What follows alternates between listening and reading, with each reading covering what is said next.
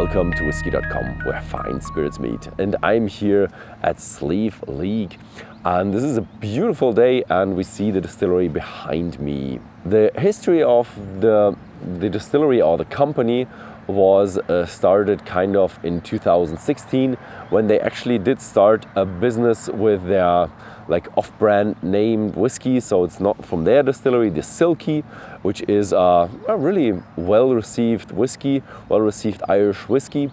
And they started bottling that, and that was in 2016. And in 2017 they actually got into gin distilling. So they had a little, in their bottling hall they had a little gin still, and then they distilled the gin and bottled the gin, because the gin is really fast. But there will be an own gin video, so this is all about the whiskey.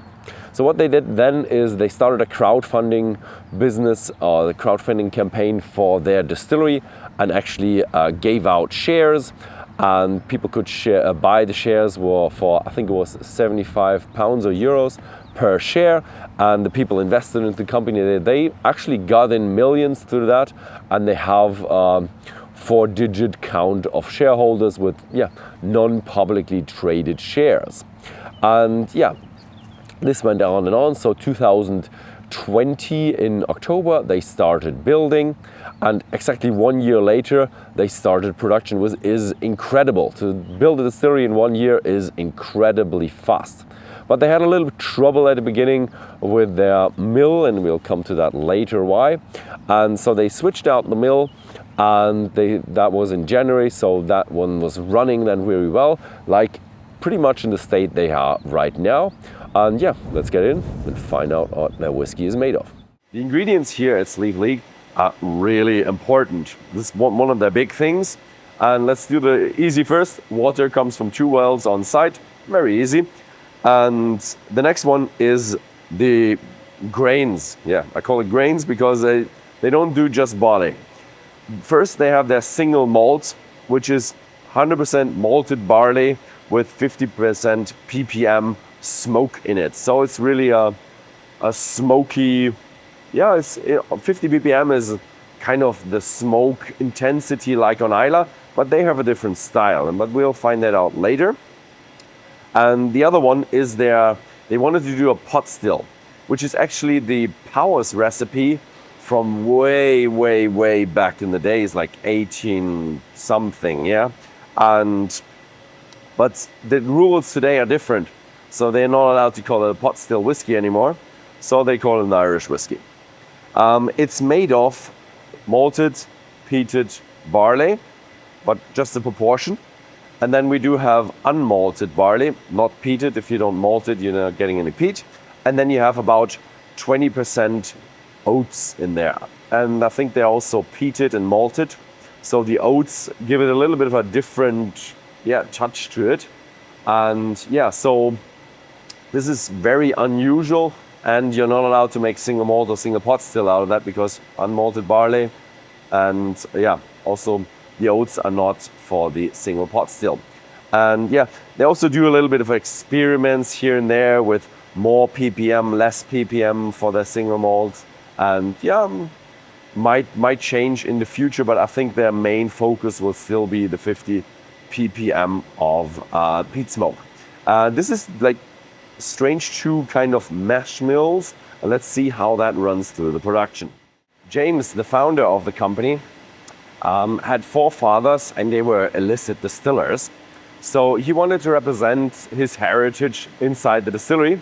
So he had a look at what the illicit distillers did back then, and they actually didn't filter their mash. So they actually had the mash unfiltered, and that's what they're doing here. They are just doing the mashing, not doing the lautering. So what they do is they ground it down to a very fine flour and mix it with a lot of water, more than 2 times, and have like a really thin soup.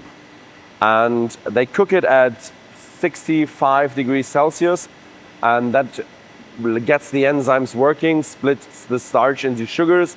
And because it's such a fine flour, and they cook it all the way through the process, or it works all the way through the process, they have a really good efficiency. So all the starches get split into sugars, so they have a higher, the distillers call it a yield of sugar, and that is really, really good.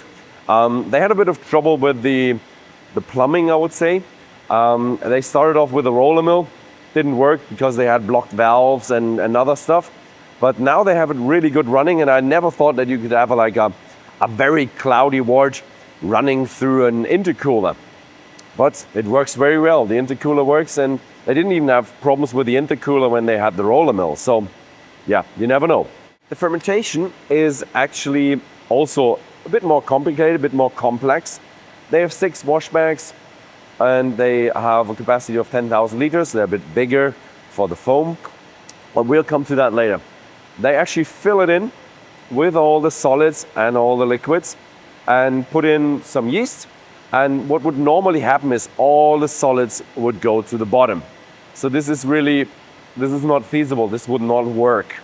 And so they actually have a propeller, and they stir it all the time. And that gives them an extraordinary efficiency, because all the flour that it has not been processed fully by the mash tun, because it cannot be processed fully. They would have to elongate this process along to make it fully, and they actually get broken down here, solved, broken down by the enzymes, more sugar, more yield, more alcohol through the fermentation with the yeast. So the process is really very, very good. It's just more complicated with the solids in it. And they ferment for 72 hours, and let's get away from the technicals and more into the flavor, because here is where the flavor starts.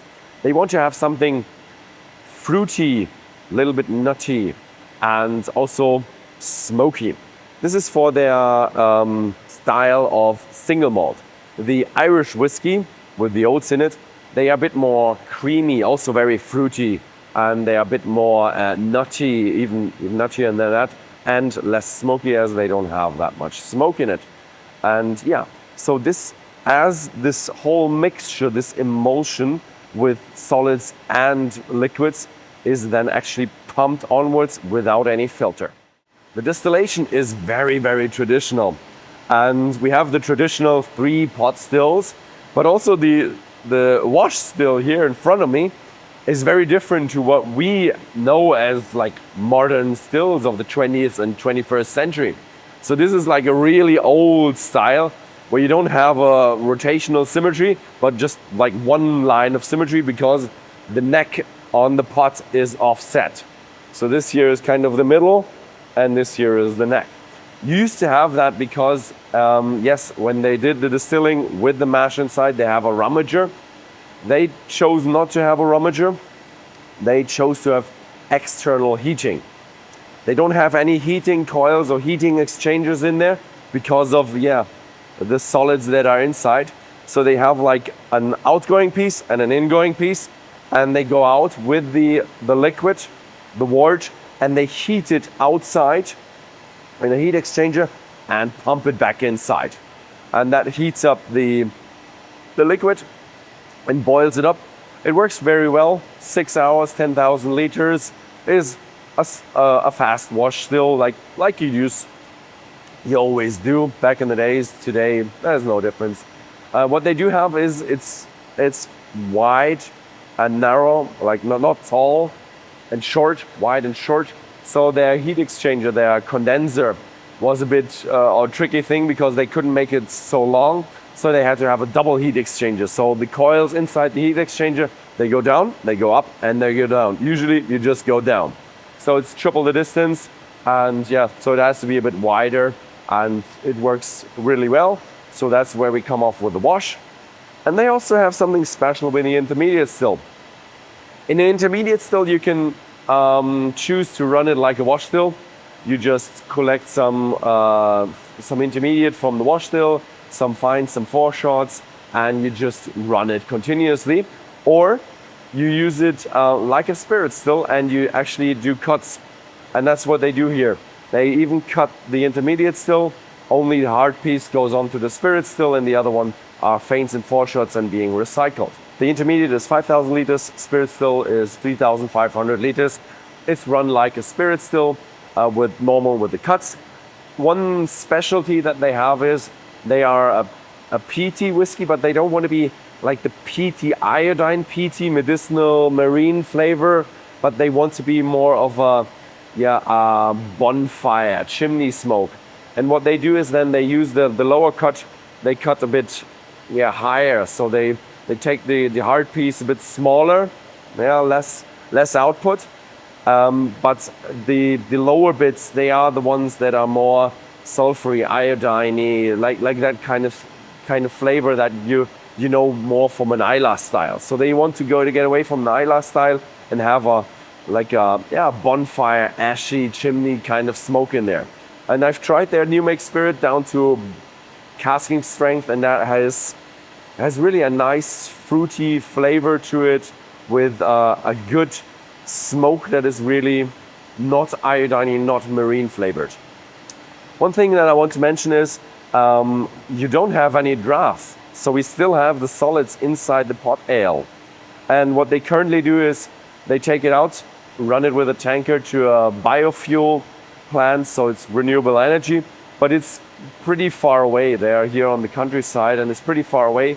So they are working together with a local composter, and they are trying to make compost out of it with, I think, wood chips or something like that, but they still have to figure out how that works. And they want to get into that as well. Or maybe some biofuel plant is opening around the area and then they can ship it more locally. So that is the distillation. And with their two different kind of spirits, like the Irish whiskey and the single malt, it's reduced down to a 63.5, and let's go into the warehouse. They actually do have a very interesting procedure after the distillation. This here is kind of a spirit receiver made of wood, and they have the spirit in the spirit receiver at 87, 85, somewhere around there, and they let it marry in kind of a Solera kind of process. And that means there is still some from the very, very first distillation batch in here. So let's try it. Uppala. Der ist durchgestochen unten bis runter.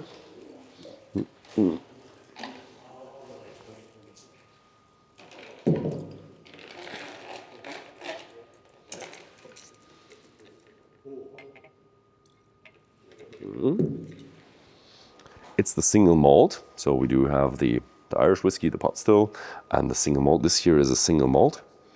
And what I find very interesting here is it is very different. They told me why that is. You have pectins in there, in the husks of the shell, and usually you get filtered out, and they don't have it in the process or like the wash bags or the pot still. That means you boil these and you get more of the flavors out, and this means this is a lot different. You have a bit of that fruitiness that you usually have, like pears and green apple, but very few of that. More of a citrus character, a lot of nuttiness in there. So this is really an interesting new make, and it's very peaty. So I would like to try that without the peatiness as well. That would be really interesting how that reacts. But they're going 55 ppm. The pot still is a bit less peaty and a bit more nutty, so you can see that going on there. And this is probably also because of the oats as well. Very, very interesting new make.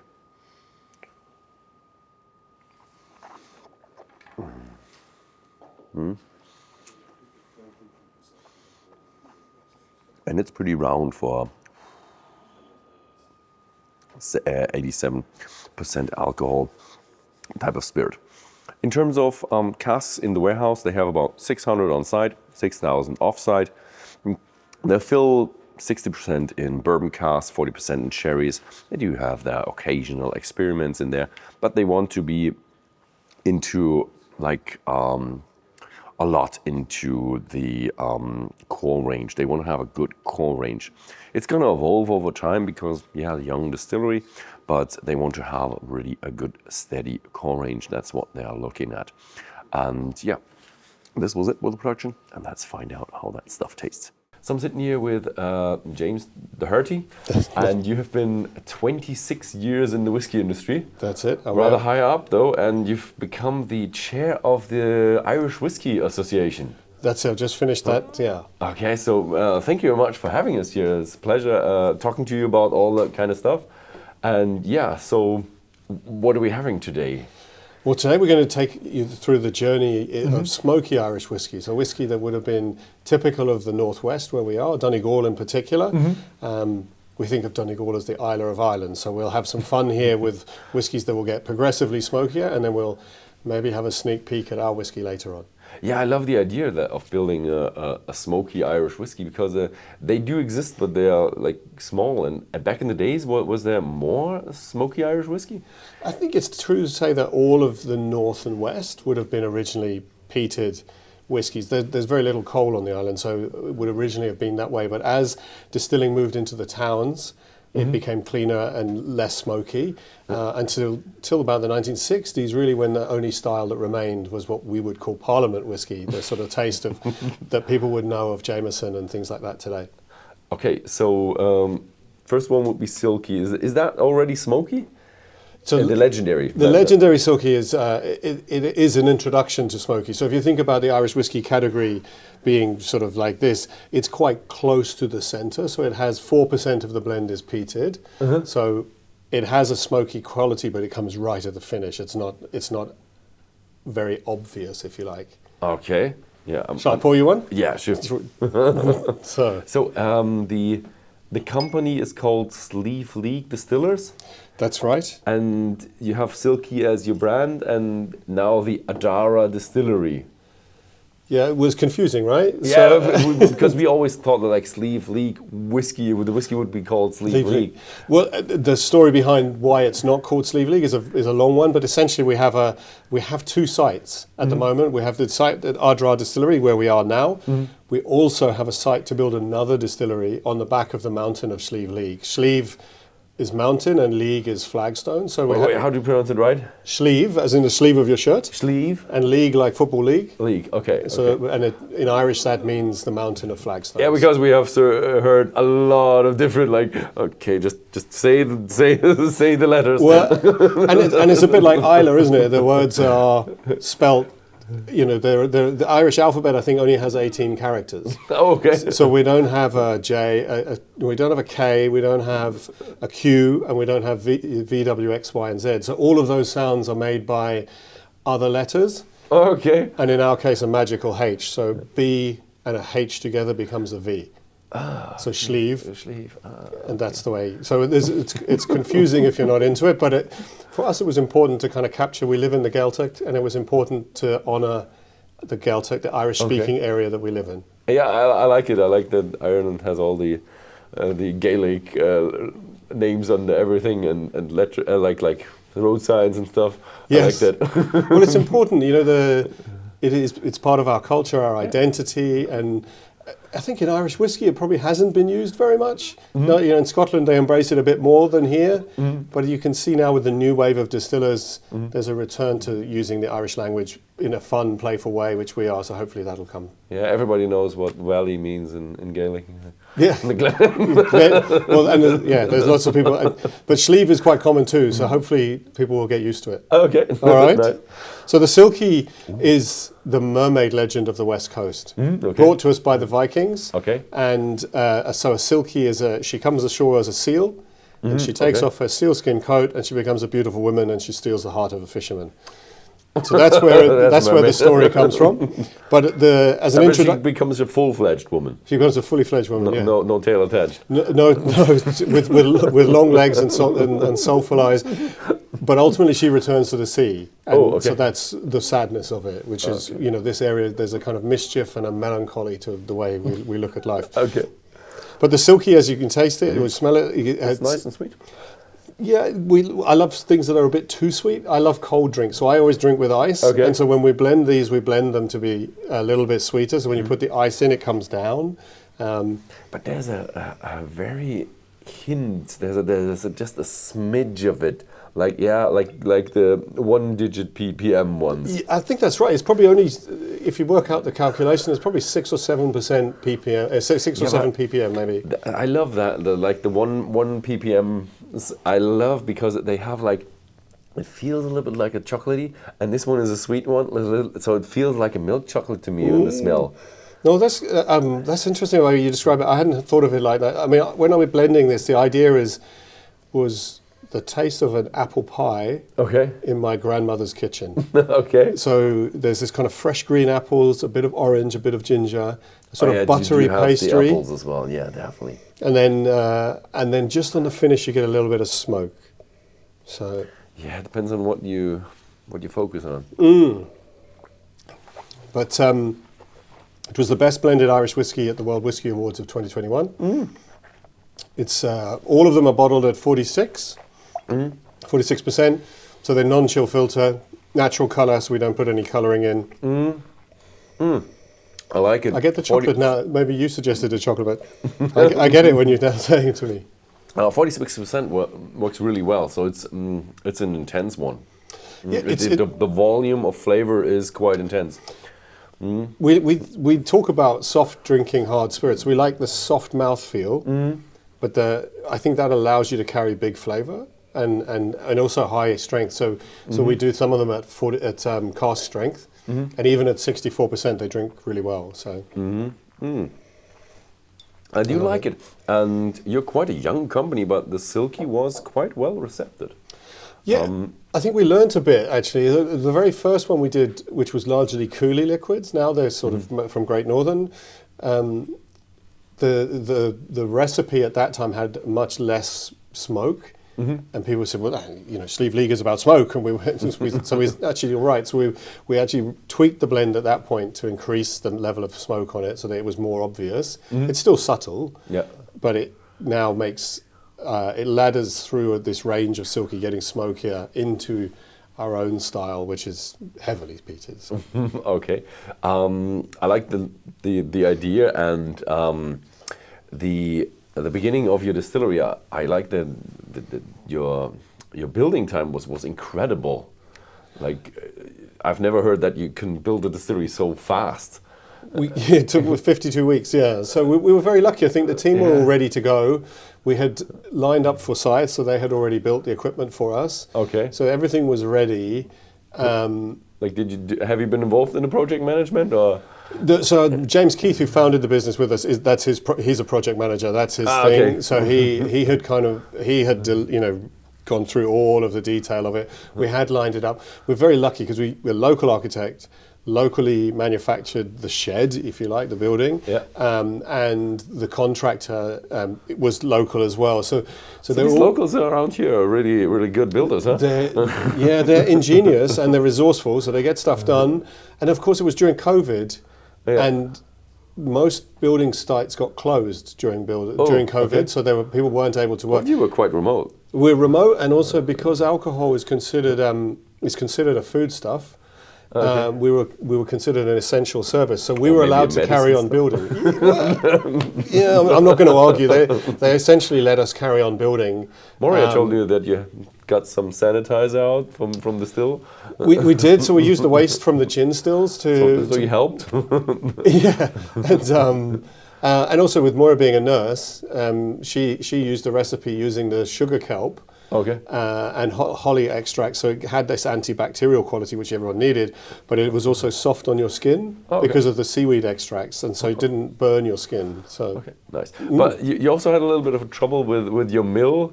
Was that like trouble? Was it like, oh my God, we're going bankrupt, or was it like, oh, a little bit of a hiccup? Let's improve it. Well, Forsyths built the distillery, the equipment, and they were superb. So when we set out, we had a design that I'd put together with the Forsyths guys, which was built on, maybe we can talk about it in a minute, but grains in distilling, and it's not common. And when they first set it up, we were learning, and they were learning at the same time. Okay. And so we used a roller mill at the beginning, and we couldn't get the yields, and everything kept blocking, and so it was painful, but it wasn't a disaster, and it didn't involve. It wasn't a kind of financial disaster, but it was painful because we couldn't produce the way we wanted to, or as much as we wanted to. But the Forsyths guys were brilliant about coming in, switching out the roller mill for a hammer mill. Okay. So unusually, our grist is a 2 millimeter flour. It's not mixed particles that you would expect to see in a single malt distillery. Yeah. And that allows us to do the rest of the process, which is probably the more interesting part of what we do. Yeah, definitely. So the next one is called the dark. Yeah, so if we move on to dark Silkie, so dark Silkie, let me pour this one for you and we'll let it sit for a second whilst we're chatting. So the dark Silkie was takes you on this journey into smoke that takes you on further up the ladder. So now this is 15% of the blend is peated. This has got 3 whiskies in it, so 15% is peated, triple distilled peated single malt from Ireland, obviously. 15% is double distilled unpeated, and 70% is virgin oak grain. So it leans a little bit towards bourbon in style, which is kind of fun, but it wears the smoke much more obviously on the outside of it. So. You do have a smoke. Yeah, it's a smoky. The first one was you had this hint, and where does it fit? And this one, one has a. So you go from a gentle smoke. Introduction to peated to something a bit more obvious. Yeah.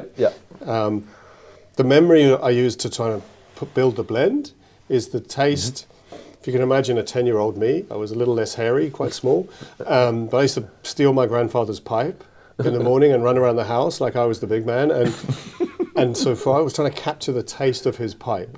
Okay. And there was this appley, tobacco-y taste. Okay. And then this kind of big, dry, ashy sort of pipe smoke. So you get this salted caramel sweetness, bit more baked apples, typically Irish, I guess you would say.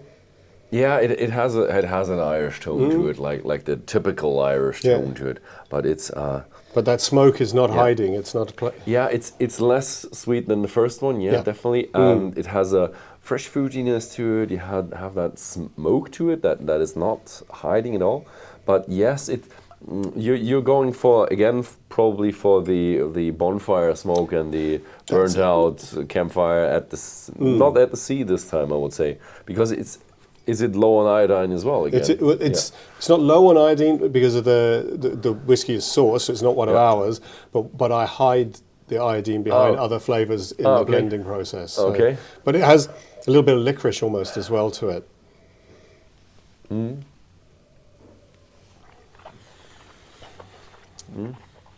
So it brings a kind of sweetness and smoke together. And really add something to a cocktail. So if you're a cocktail type drinker, fantastic in a penicillin, in an old fashioned, where you get that kind of smoke adding on to the flavors that you would normally expect to be there. But it's in the taste, it does have even a bit more smokiness than I would say in the nose. But that's typical for the peat smoky whiskies. They do hide on the first nose. They do hide a little bit their smokiness. And once you've got a bit of smoke on your tongue, it kind of fools you a little bit. Yeah. But also, I think Irish peated, with it being triple distilled, you end up with the smoke is always a bit more subtle because that triple distilling process removes some of that peating. So, but I have to grab the opportunity here to, you were chair or board member, or was it of the chair of the Irish Whisky Association. That is really high up, isn't it? I don't know, it's a voluntary position, so I'm not sure. But the industry comes together, as you know. So the Scotch Whisky Association has a body. In America, they have a similar sort of body, and the Irish Whisky Association pulls together the majority of the distillers on the island. I think 96% of all the whisky producers were represented. So is a lot of arguing between these distillers, or? Well, I mean, if you put 4 or 5 distillers in a room, you come out with 7 answers. So I'm not sure you end up with it's a very collegiate industry. So particularly at a production level, we're all interested in making good whiskey and great whiskey, and people work together. We're fortunate we work with some of the smaller distilleries where we buy and sell to each other, but also in the bigger companies, the big guys are really good about supporting us. I mean, I don't have a full lab here, so I can't do gas chromatography and things like that, but actually Irish Distillers will help us with that. John Teeling at Great Northern will help us with that. So it's a very supportive industry because everybody knows that we need to make good, the category needs good whiskey. We don't need bad whiskey out there, so we all work together in a pretty supportive the thing way. is, you're all competitors, but you're also all working together to build one brand, the Irish whiskey. Exactly. So how is the state of the Irish whiskey then? How would you say? It's an interesting time. I mean, it's grown. If you think from the 80s, where there was 2 distilleries, to now where there's 50 in production. Okay. And actually, of those 50 now, most of them are coming to the point where they're starting to release their own spirit, which is a really exciting time, because you're moving from a wood story and finishing stories into spirit intrinsics and kind of what the DNA of new distilleries is. So I think that's an exciting time for us. The world is a tougher place these days. It's not an easy time to be raising capital and things like that. But actually, if your intrinsics are solid, if your business is fundamentally sound, you have to believe that the category will double again, by 2030. And arguably, Johnny Walker is bigger than the whole Irish whiskey category.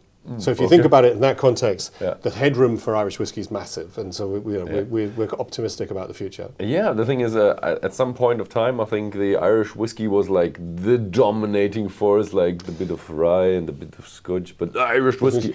That's right. So if you think about the sort of 1890 to sort of the turn of the century there, Irish whiskey was dominant. It was the category that everybody turned to. It's in some ways incredibly sad that we're it's fallen away from there, but as it comes back, we're able to go back into those flavors from the 1910s, 1920s, and look at how people made whiskey then and bring that forward. So, we can be innovative by looking at what happened before. So there's a lot of fun in there too. Yeah, I really like that. And so the next one is then another step up. So another step up in smokiness, but we're trying to play a slightly different game. So these are like cousins rather than brothers. This is Midnight Silkie, and the Midnight Silkie is a single malt using 5 different casks. And the inspiration here is to think about Christmas in Donegal. As a single malt, what's interesting is that the grain whiskey that you have in Silkie, the first 2 Silkies, has gives you a big round sweetness, and then you can hang the flavour, the smoke around the outside.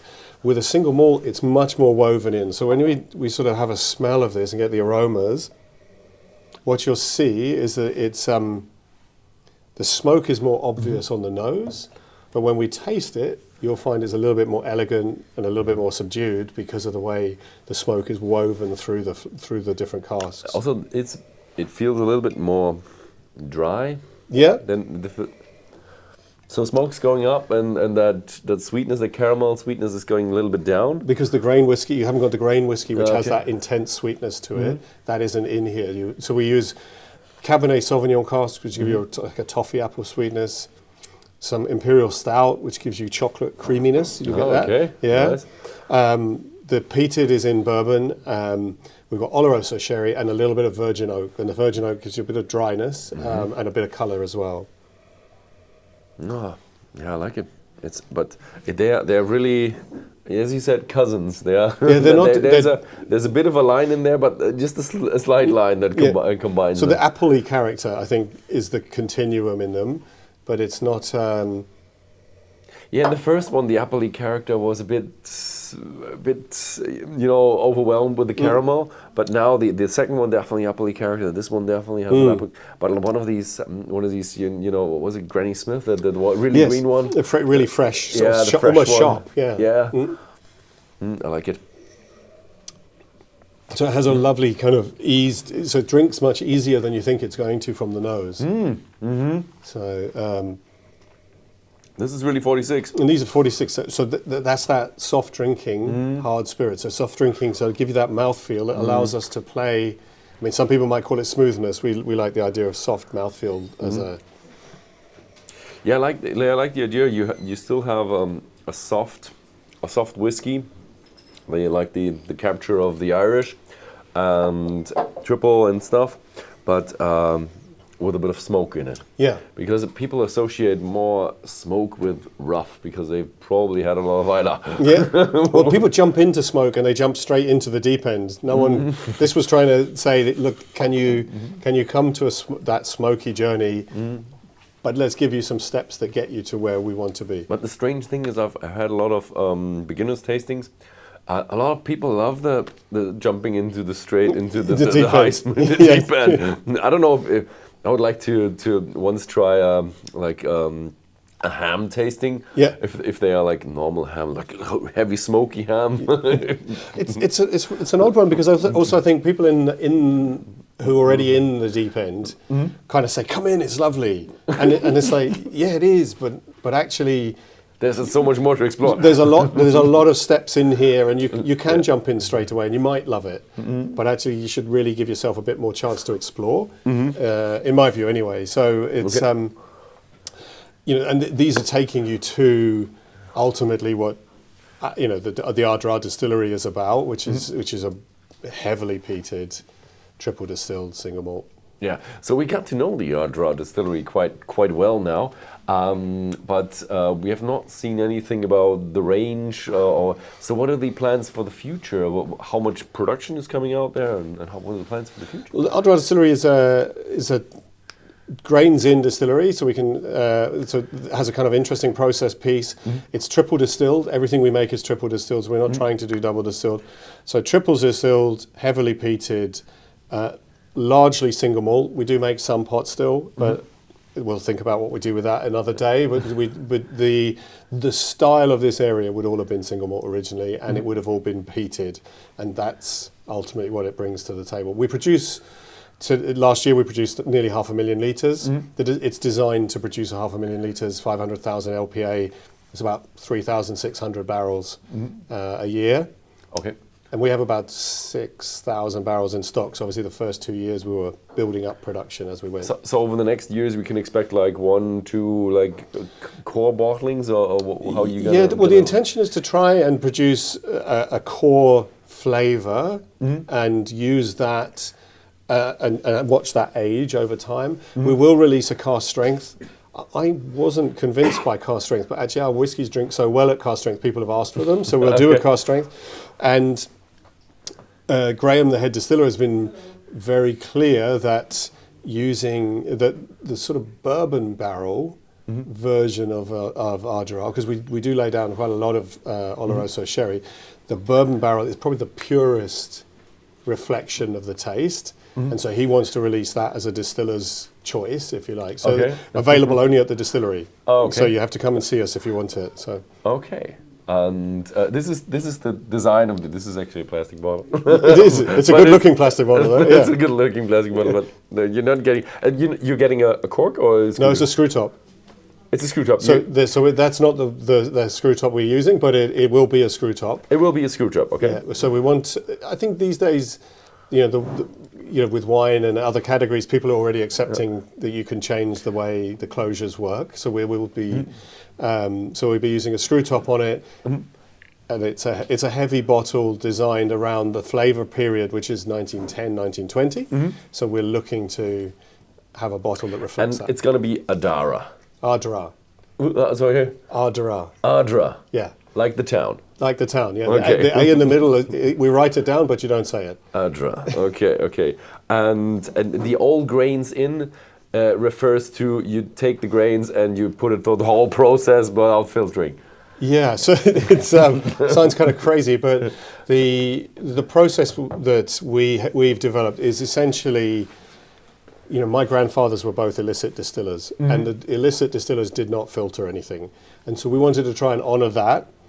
And we were convinced as well that if you think about the peating process where you put peat smoke onto the outside of the husk, well, we don't want to filter the husks away. We want to keep that in all the way through the process. So we, by using the hammer mill, we're able to keep the grain in right the way through the process. So we ferment on the grain is still in there, and we distill in the wash still on the grain as well. So the grain is in that wash still for that first distillation run. All in. So you could argue maybe we get all of the character of the grain all the way through the process. Yeah. I like the idea, and you said the yields and efficiency is not that bad either. Well, it's better than that. I mean, I'd say that the efficiency is better than you would expect. So for a smaller distillery like ourselves, we get yields without being too technical about it, but yields that are sort of over 400 litres per tonne. Okay. Which is for a small distillery, that's super efficient. Okay, nice. So, really good. and it creates unexpectedly good flavours. So we get some flavours that are, we wanted fruity, nutty, smoky. I think we get waxy, almost a bit like you get from some Campbelltowns and things, which are kind of funny. Okay. So if you're up for it, I have a sneak I'm totally peek. up for it. Okay. So obviously this is a Silkie bottle. I didn't check the ABV. 46. 46. So we've already diluted this down, so apologies for that. Mm-hmm.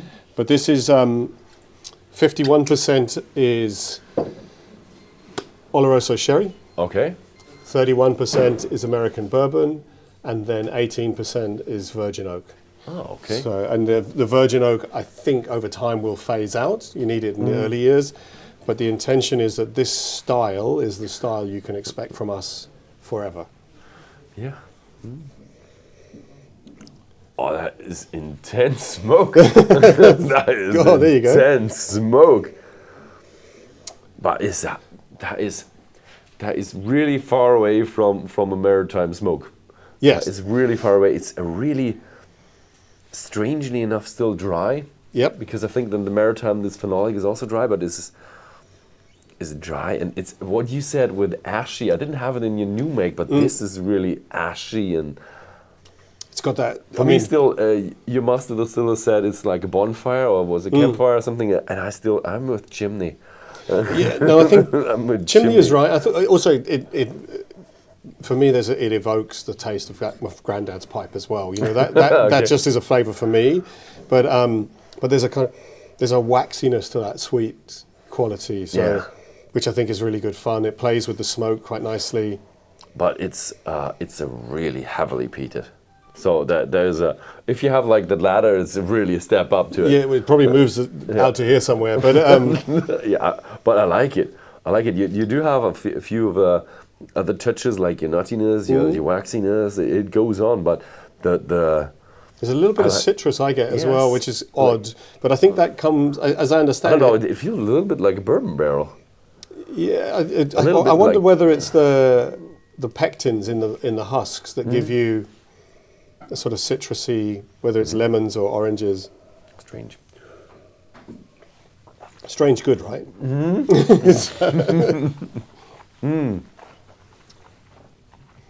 And it's young. It's still got edges, you know.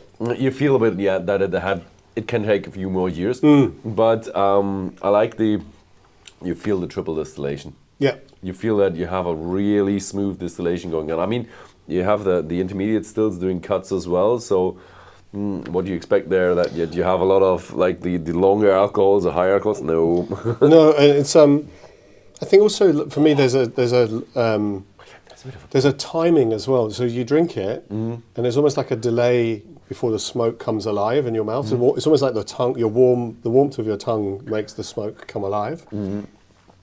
The smoke is not as overwhelming as the nose, but it's still heavily peated smoke, and it feels a little bit like a bread. Yeah, I think it gives a bit of a bread vibe. I don't know why. Do you think maybe the youth, like that's closer to the kind of new make spirit flavour?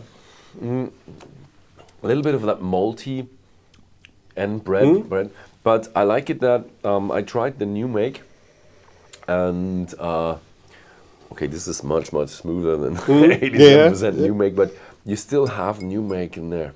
Yes, like you feel the distillery character, and